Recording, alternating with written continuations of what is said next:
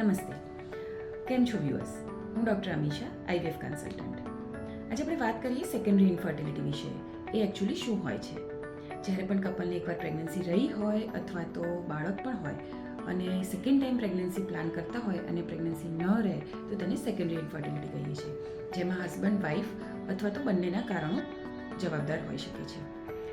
One of the most common reason for secondary infertility is tubal factor, એટલે કે વાઈફની જે Fallopian tube હોય છે તે બ્લોક હોવી કે ખામીગ્રસ્ત હોવી કે જેના લીધે પ્રોપર ફંક્શન ન કરતી હોય એટલા માટે પ્રેગ્નન્સી ના રહેતી હોય. એ સિવાયના કારણોમાં વધતી જતી ઉંમરના લીધે ઈંડાની ક્ષમતા કમ થવી કે પછી એન્ડોમેટ્રિયોસિસ કે પછી હોર્મોનલ ઇમ્બેલેન્સ વગેરે કારણભૂત હોઈ શકે છે. તે જ રીતે હસબન્ડના શુક્રાણુમાં કોઈ તકલીફ હોય તો પણ સેકન્ડરી ઇન્ફર્ટિલિટી થઈ શકે છે. આજકાલ તો લાઇફસ્ટાઇલ રિલેટેડ પ્રોબ્લેમ્સ અને સ્ટ્રેસના લીધે પણ સેકન્ડરી ઇન્ફર્ટિલિટીના કેસીસ અમે જોતા હોઈએ છીએ. આનાથી વધારે જાણકારી મેળવવી હોય તો તમે આર્ટ ફર્ટિલિટી ક્લિનિક્સનો સંપર્ક કરી શકો છો. Thank you.